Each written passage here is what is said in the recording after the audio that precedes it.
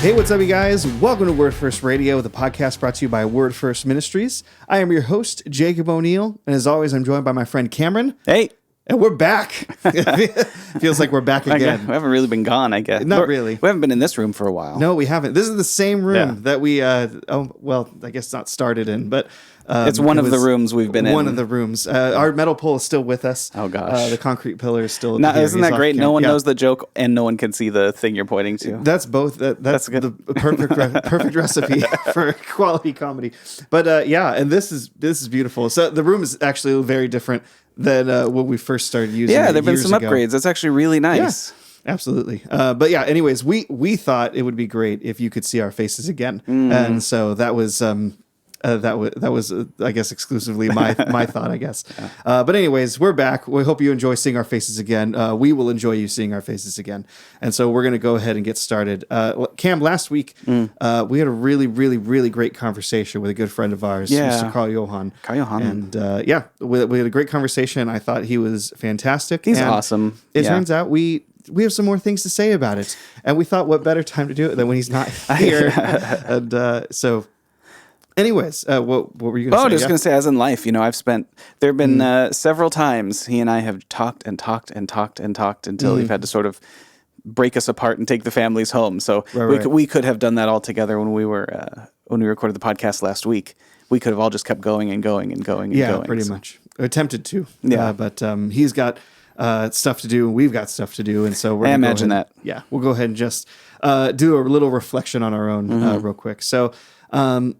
it is interesting, him speaking into kind of a lot of our own experience in the last couple of years as well. And, it's interesting that a lot of the current Christian climate, like all the things, not all of them, but maybe a lot of them that Karl Johan said last time on the podcast are actually things that we've not already knew, but learned about a few years ago and then got to learn experientially over the course of the last couple of years. And so we wanted to talk about some of those things that stood out to us. Cam, I wanted to give you first picking if you wanted it. If there were maybe just anything in that conversation that you thought was just great or insightful. There's a lot. I appreciate how not calm, that's not the word, how gentle and generous he's been with us because we're outsiders and we've definitely observed some things in the few years that we've been here, but we're not experts. And he was very generous to guide our observations and help to give them better context and to fill them out for us when we weren't quite on the right track. But I think one of the things I really appreciated about our conversation, or that stuck with me, was to hear Karl Johan say that what he thinks the future of the church is are the things that we were convinced that God wanted us to come here and do. Yeah. So let's talk about that. What are maybe specifically, what are those things that he was talking about and that we've been talking about for a little while? So an emphasis on community. Yeah, sure. So community and authentic community and being involved sort of life on life with each other, which... Again, so we'll be careful. I've made this disclaimer I don't know how many times. Like, we are not judging or criticizing other ways of doing church. But there's something really confirmatory and rewarding about. We think there's going to be an important movement of the church happening, kind of in this field. Sure. And that's what we are convinced that we're here to do. So what that was, like you asked, was heavy focus on community. So community with one another, being open and honest, not something different than the style of church that you and I both grew up with. And I'm older than you are, so I grew up with it a little bit before and a little bit longer. But the sort of typical church that we think of when we think of church, right? It's highly attractional. Sure. Sunday is kind of your main event. And then you're associated with various events that happen in the context of that church. So you've got a bunch of like programs that happen around that. It's like it's a kind of church that leads to the question, hey, where do you go to church? Right, exactly. And I think our conviction has been that we're not doing that, or doing something different than that sort of mode of church that was so popular with our generation and a little bit older. So hearing for him confirm, like, I think that community is really important, and knowing one another and expressing our gifts in community and being able to be open and honest. We talked a bit about the hard attitudes, being able to be open and honest with each other and living authentic lives of service and encouragement with one another, probably in smaller groups. Sure. And that's just sort of like he's singing my song, you know. Right, exactly. Well, I mean, that's kind of the drum you beat everywhere you go. I think, kind of along that same vein. And what's interesting is like, in a Norwegian context, this kind of idea of like, church is even a little different than like the mega church kind of style that like we're from, right? So I mean, they had a state church for hundreds of years. I was going to say thousands. Over 1,000. It was 1,000. Yeah, for sure. And so they've had a state church for very long time, older than the rocks in California. Yeah. Almost 1,100 years. Yeah, some of us like to say. So here, the kind of vision of church, right, would be like very similar. Well, I mean, if you've grown up in like a Lutheran tradition or like a Catholic tradition, you might be familiar with this, or an Anglican. But, it's very liturgical. The buildings are very, very pretty, much Beautiful. more prettier than this room. No offense to Dykeman for letting us rent it. But, very, very pretty. It's very liturgical. Everyone kind of a little older than me and definitely younger than me definitely thinks it's like super boring. It's not very attractive to them. It might be attractive because of the antiquity and the art and things like that. But, that's kind of, at least with people I talk to in Norway, what they associate like church with. When they ask, where do you go to church? That's where you go. That's where you sit in the pew. That's where they have the... Well, I know a lot of Lutherans here who they have their own sort of local congregation that is culturally maybe more in line with their expectations or their cultural cultural expression. But then they head to Domkirke right for Easter and for Christmas. They go to a Church of Norway, the kind of thing that you were just talking about, a beautiful old building, and celebrate sort of the solemn or the big holidays there, but then have a local congregation that matches their life and and sort of social expectations better. Yeah. Right. And so along with that was something that Karl was talking about, which is that something I've experienced, something I run into like every day. Anytime I talk to like somebody, again, maybe a little older than me and definitely younger, is this growing skepticism of younger people towards organized religion. Yes. I think that this is a really important topic. It's really interesting. Yeah. And I think that I think there's two ways to this, right? There are two sides of the spectrum that people like to go on, that people may be tempted to go on. There are people who are tempted to be like, okay, well, fine.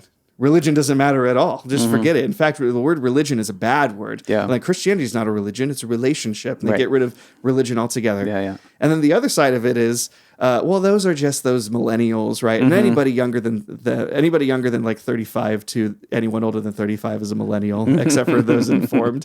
But anyways, anyone younger than you is a millennial, and you criticize them, and you're like, oh, those millennials. I mean, they just don't like religion. They just don't respect tradition. They don't respect the way that things have been done, and so like they're just wrong. And I think both of those sides are misguided in maybe more obvious ways. Maybe are probably obvious because of how I exaggerated those caricatures. I would love your comments on that kind of those attitudes. Yeah, gosh, I think I have more to say probably than I should, but I can think of at least two reasons that is what younger people think about religious topics or something like that. Think about faith.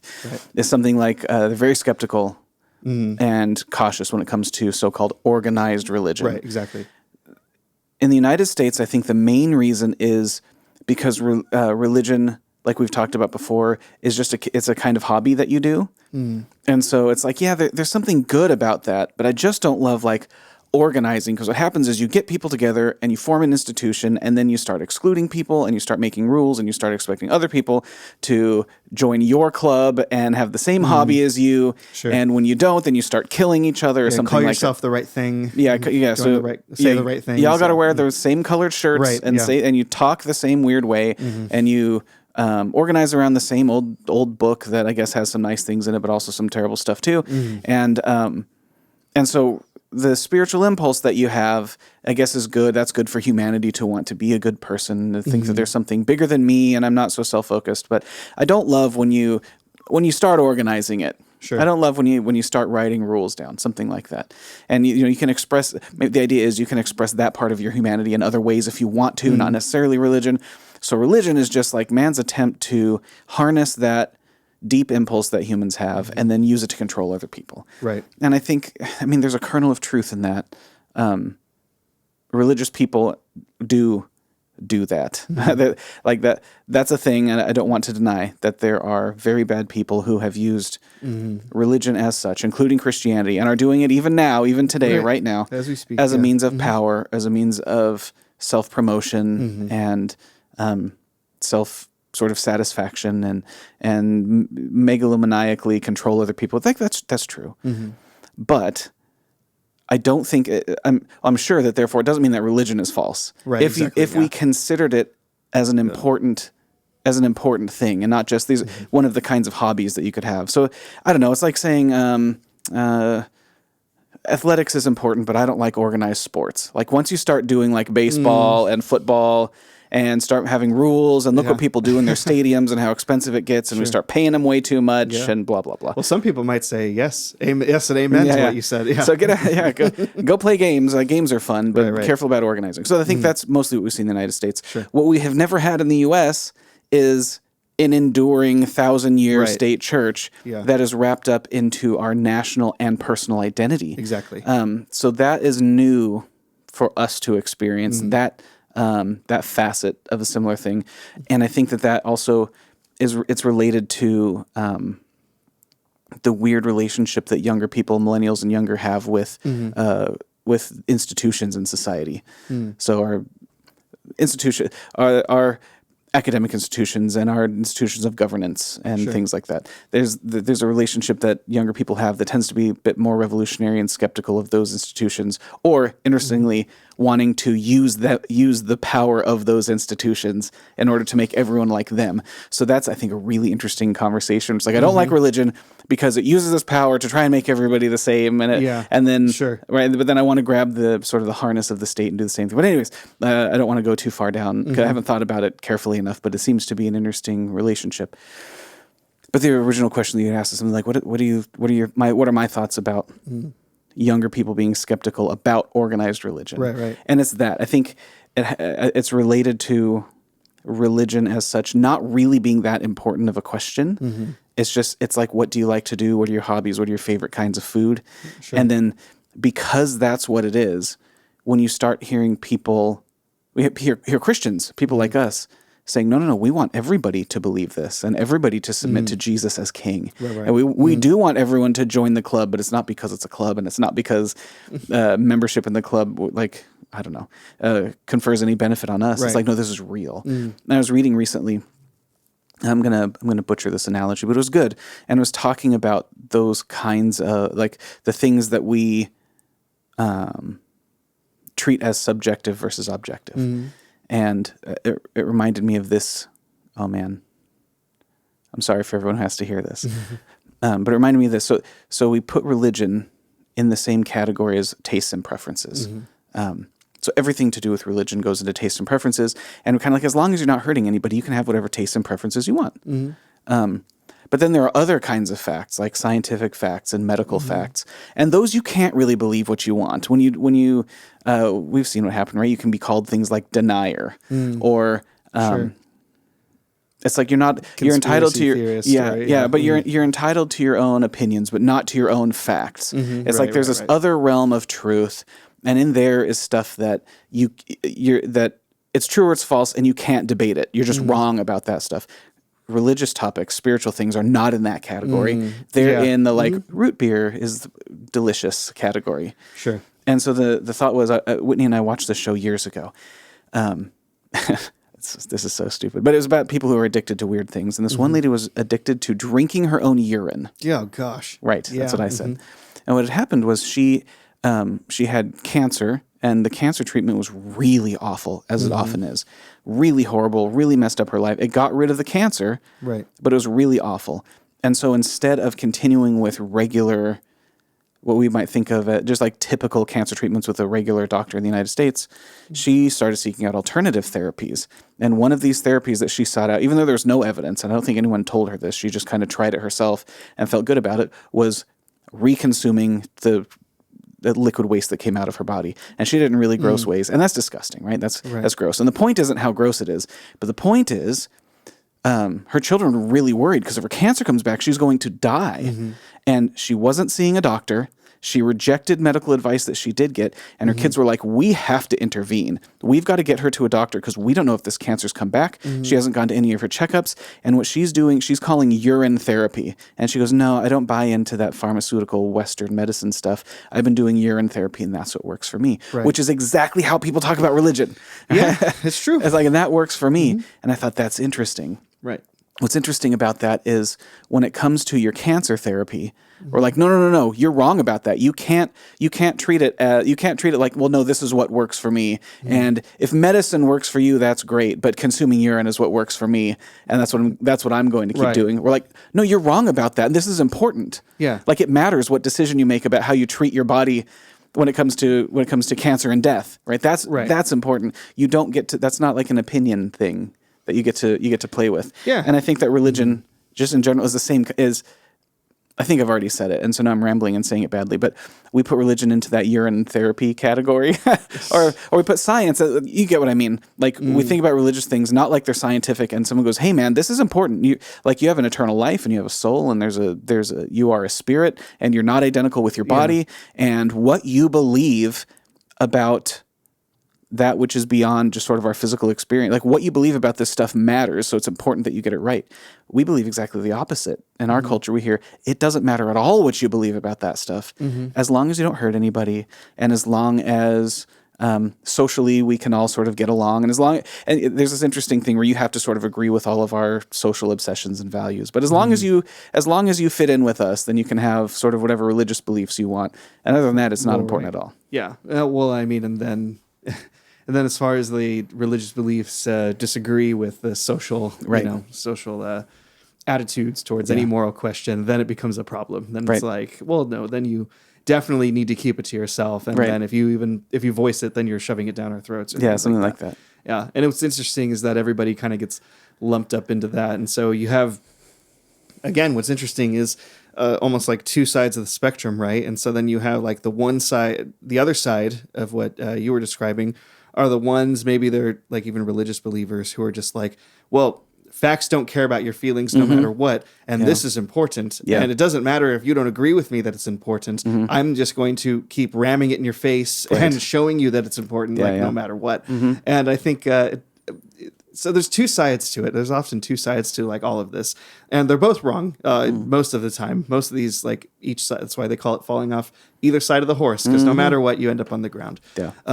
And so both sides are wrong in certain ways. And I think the right approach definitely is to start with some kind of middle ground, because I don't really think there's like a neutral ground, but there is kind of a middle ground where we're meeting someone where they're at and just saying like, listen, do true ideas matter? And this is kind of what I was getting at, like in that episode when I was talking about how, most people don't, when we're talking about the truth box or what's right about the world, and we're like, yeah, religion doesn't go into the box. Just like, your thoughts about Tolkien and the Lord of the Rings and Middle Earth, they don't go in the truth box. They're in the Tolkien box, and that's fine, and you can enjoy it there, but they're not in the truth kind box. of video games that you like to play, and how you like to spend your free time, and what you like to read, and none of that goes in the truth box. That's all. That's you. Yeah, and I mean, religion, of course. I think that's. And honestly, the truth is, and there's no real nice way to say it, but I mean, that's just ignorance. That's just being misinformed about the kind of claims that religion makes. So, I mean, I'm not a Muslim, but if I were to say that about Islam, right? Yeah, but Islam doesn't go in the truth box, right? Like you're not saying anything about truth. Right. That's would be really disingenuous for me to say. Right. And that would show ignorance on my part, if I said something like that, because Islam does make claims about truth. They make claims about reality that, if they're true, matter. And I mean, just like any idea, it's worth talking about and worth discussing. What's interesting is that point of view.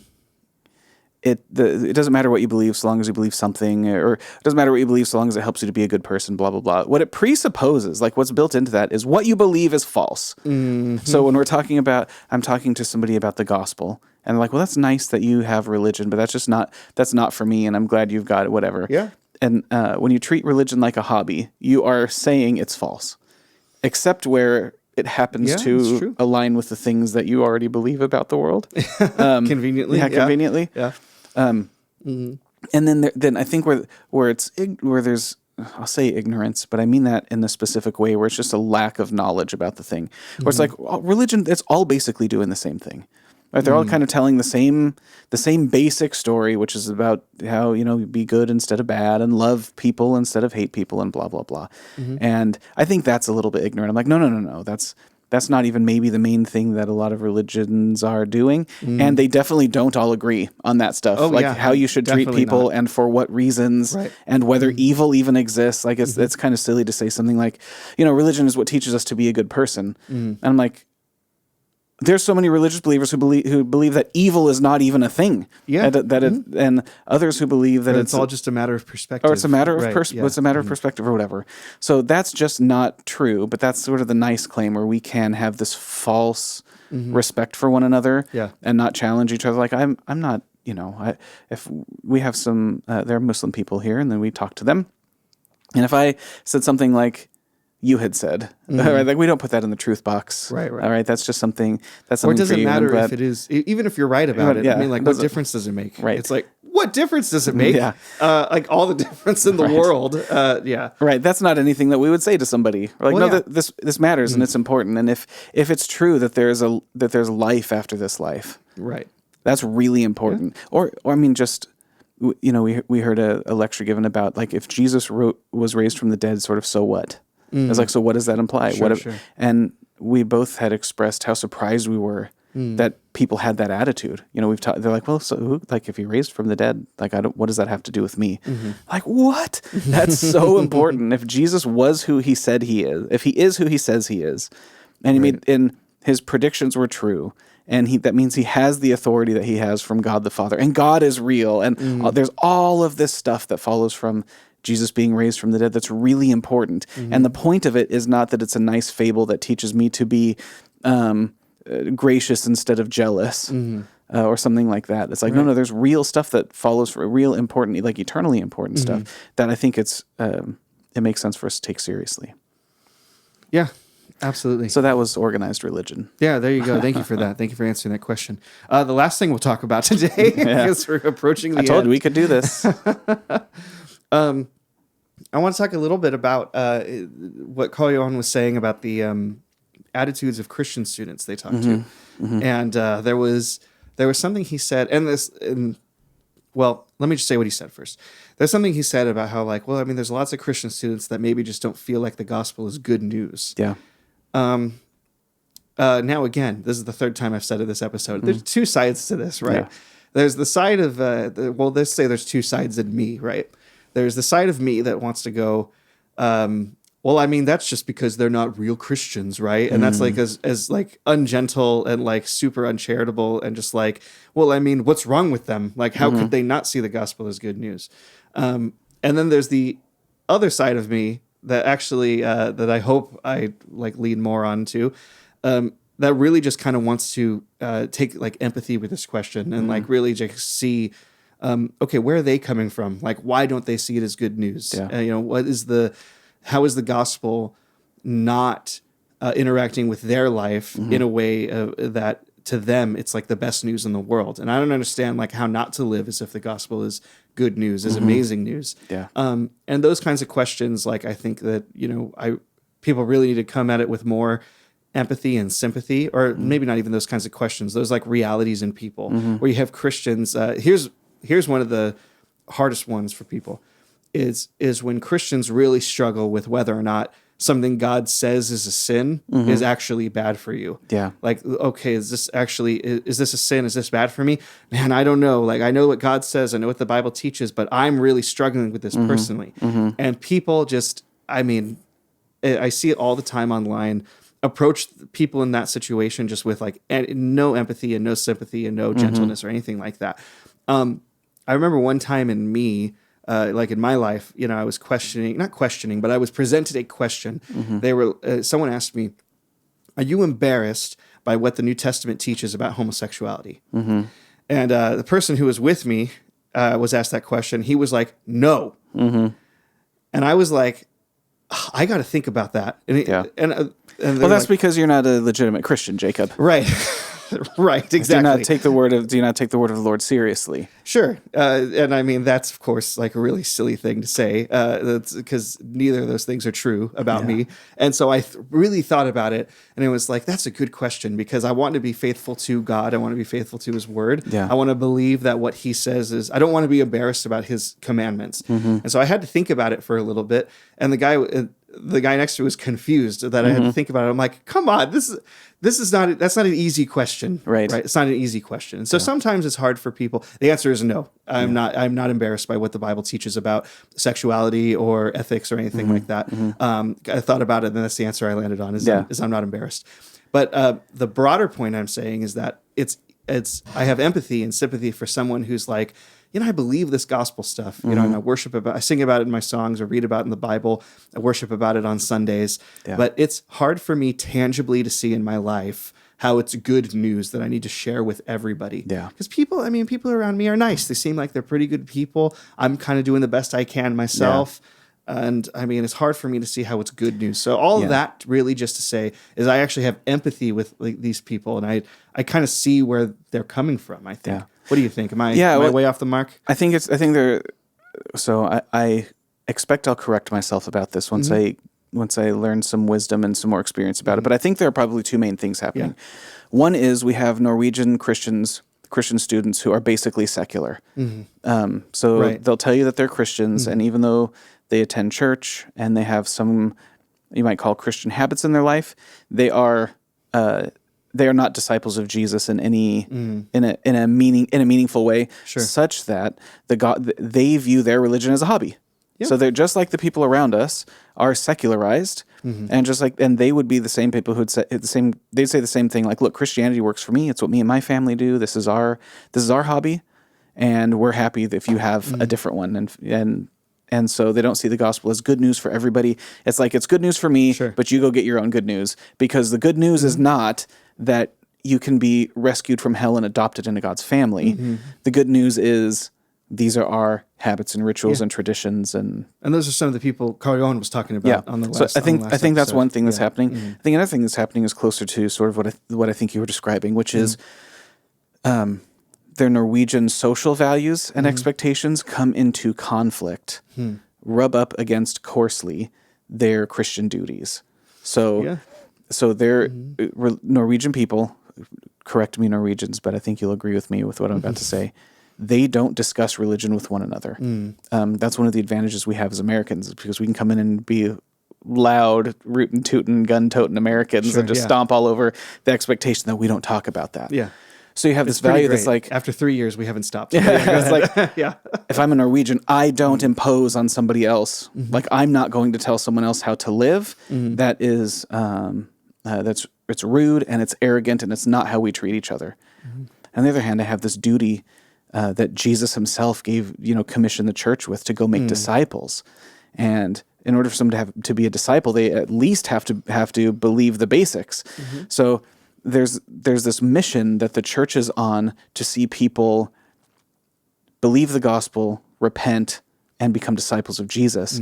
And that truth and that responsibility maybe doesn't play real nice with the responsibility to leave people alone and don't be arrogant and don't tell them how to live, and don't force your views on somebody else. You let them figure out how to live their life.